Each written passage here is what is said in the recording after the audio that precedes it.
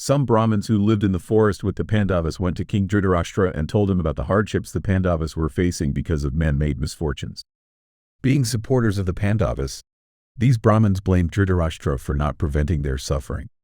The king was already burdened with guilt, and he feared that his sons would eventually face the consequences of their actions. Meanwhile, Dussasana, Karna, Sakuni, and Duryodhana were happy about the difficult situation the Pandavas were in. They wanted to highlight their own wealth and power by visiting Dvaidavana, where the Pandavas lived in exile as commoners. Their plan was to go there on a hunting trip, showing off their royal status with grand displays of wealth, chariots, cavalry, and a large entourage of courtiers and servants. The entire event was planned like a festival, under the pretense of hunting. However, they were concerned that Dhritarashtra might not approve of the idea. The next morning, Karna came up with a clever plan. One of the state's most important duties is to protect cows, he said to Duryodhana. Dvaidavana is full of wild animals, and many of the imperial herds are kept there. We could ask the head of the cattle department to suggest to the king that a hunting trip be organized to protect the cows from the wild animals. Sakuni was delighted with the idea. Brilliant, he exclaimed. The king can't refuse a mission to protect the sacred cows.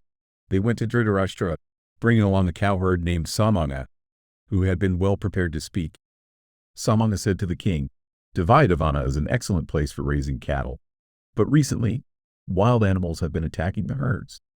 I've come to request that you send Prince Duryodhana to lead a hunting expedition to protect the cows.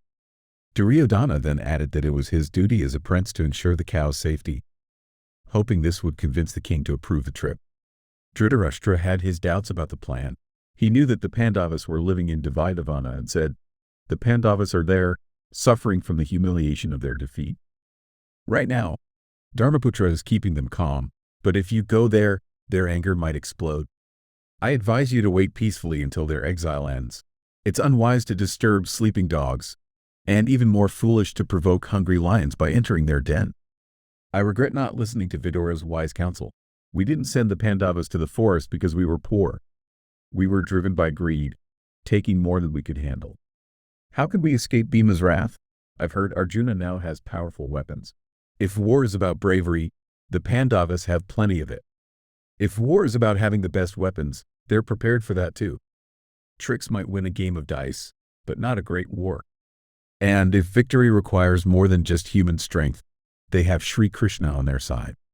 Bhima has already defeated great warriors like Jarasandha, Hidimba, Baka, and Kimira.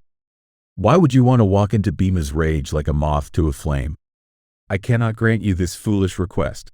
Karna then stood up and said, Your Majesty, please give us permission to fulfill our duty of protecting the cows. I promise that our journey to Dvaidavana is only an excursion, not an expedition, and certainly not for a fight. I assure you, we have no intention of taking anything that belongs to the Pandavas. Our sole purpose is to protect the cows, not provoke the Pandavas. Sakuni added, I hope Karna has eased your worries. A peaceful show of strength is necessary to weaken the opposition's morale.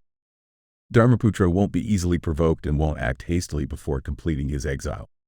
Prince Duryodhana isn't a child anymore. He can't remain in the shadow of a blind king forever.